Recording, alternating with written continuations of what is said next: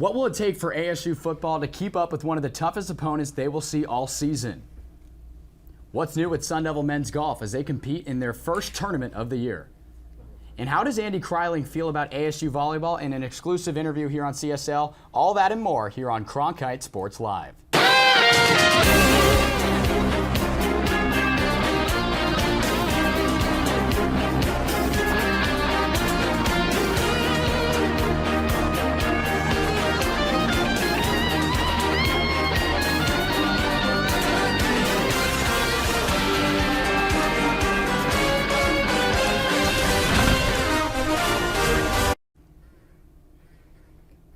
Hello, everyone, and welcome into Phoenix, Arizona for another episode of Cronkite Sports Live. She's Sammy Miller. I'm Matt Venezia. Sammy, this is the first time you and I are sharing the desk together, and I'm very excited, to say the least. Matt, I'm so excited. Usually we're at Desert Financial in the booth, but today it's Studio 6 at Cronkite. Another thing I'm very excited for are the Sun Devils taking on number 11 Oklahoma State tomorrow. And even though they're viewed as the underdogs, it's going to be interesting to see what they can get done. Well, Sammy, it's going to be interesting because the Sun Devils coming into this contest, I know it was NAU last week, but Emory Jones, a new guy under center, threw for 160 yards, 2 touchdowns on the ground. The Devils ran for 4 in total. You have to sort of like what they did last week and what they can bring into Stillwater tomorrow. Obviously, in this David and Goliath situation, it will be very challenging for ASU to leave Stillwater with a win. Speaking of Stillwater, our very own Nick Borgia just landed in OKC not too long ago, and he's got an update for us. Nick, take it away.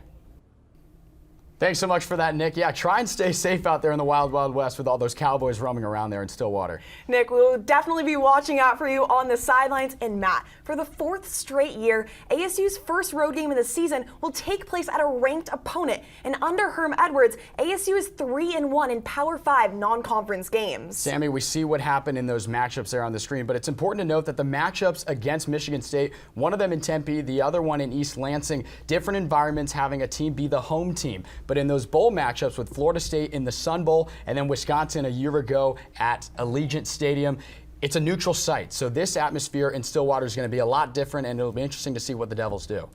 Yeah, Matt. Coach Edwards clearly understands that the environment in Stillwater will be a challenge and something ASU cannot take lightly. ASU also can't take the number 11 team in the country lightly, who, by the way, was last year's runner-up in the Big 12. With more on what to expect from the Cowboys, here's our own Peyton Galler. Thanks, Jack, for the report. A very creative one, I might add. I see what you did there with the whole in and out thing. On a more serious note regarding players ASU won't have available in Stillwater, the Sun Devils saw a record number of players leave the program this past season via the transfer portal. This offseason, here's how some of their debuts went, and our new segment here as we bring in Scott Sanduli. Scottsdale with a ton of new faces on the roster. On a live update from the tournament, the Sun Devils currently hanging around 6th or 7th in the Maui Jim Invitational, so we'll keep our eyes peeled on that. But the Sun Devils are bringing into the staff former coach at Washington, Thomas Sutton, to his staff. A pretty decent hire, speaking that Sutton's Huskies won the Pac-12 last year.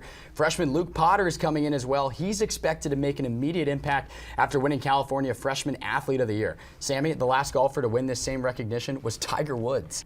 Coverage all weekend long from the Maui Jim Invitational can be found right here on Cronkite Sports. Now moving right along, Nicole Douglas's career day last week for Sun Devil soccer included 2 scores and a ticket to the history books for the ASU grad student.